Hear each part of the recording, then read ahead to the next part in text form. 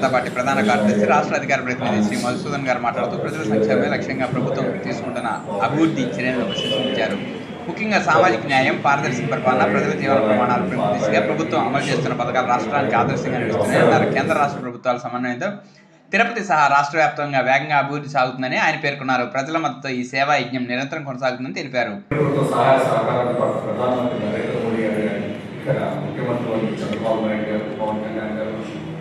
నిరంతరం రాత్రి పగులు లేకుండా అంటే అధర్పాతలోకి తొక్కి పెట్టేసినటువంటి వైసీపీ ప్రభుత్వం ఈ రాష్ట్రాన్ని చెత్తగా అన్ని విధానాల్లో, ఎడ్యుకేషన్ విధానంలో అయినా, వైద్య రంగంలో అయినా, సంక్షేమ రంగంలో అయినా, వ్యవసాయ రంగం అయినా, విద్యుత్ రంగం అయినా, ఎంప్లాయ్మెంట్స్ రంగం అయినా పనిచేసిన ప్రతి ఎన్జిఓ కష్టపడుతున్న ఈ రాష్ట్రంలో అందరిలో చేసినటువంటి అధోగతిని పునరుద్ధరించేదానికి చేస్తున్న ప్రయత్నంలో అందరికీ కావాల్సింది పుట్టపోయే బిడ్డకాయ నుంచి చనిపోయే 60,000 ముసల వరకు కావాల్సింది వైద్య రంగం.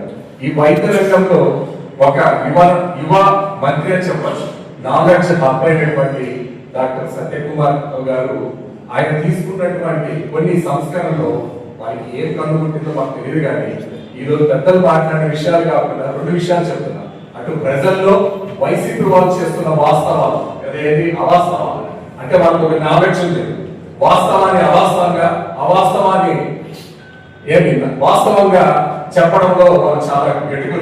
దాంట్లో ఉన్న నాయకుల గురించి మీకు కొత్తగా చెప్పాల్సిన పని, వాళ్ళు ఏం మాట్లాడుతుంటారో, వాళ్ళకి ఎంత తిక్కుందో, వాళ్ళకి ఎంత వ్యక్యం ఉంటుందో అనేది. సో అలాంటి భాగంలో ప్రాథమికంగా 5 ప్రధానమైన అంశాలు ఉన్నాయి.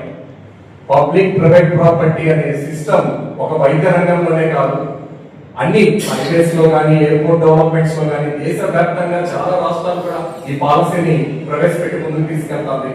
కాకపోతే ఈ వైద్య రంగానికి సంబంధించిన ప్రైవేట్ కాలేజీలను చూస్తున్నారు.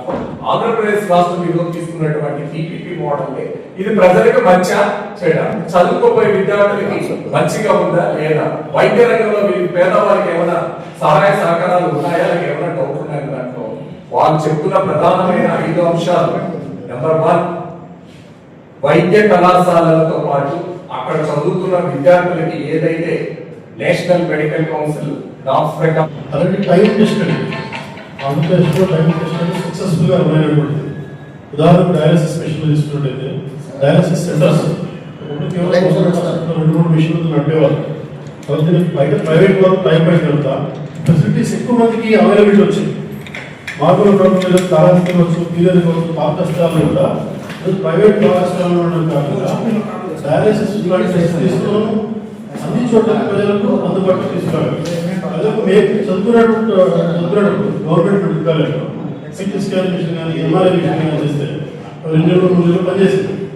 తర్వాత పని చేయకుండా ఉండేది, మళ్ళీ మనిషి రావాలా, రిపేర్ చేయాలా, కొంచెం అందులో అన్నం పట్టేది, ప్రభుత్వంలో పనిచేసేది.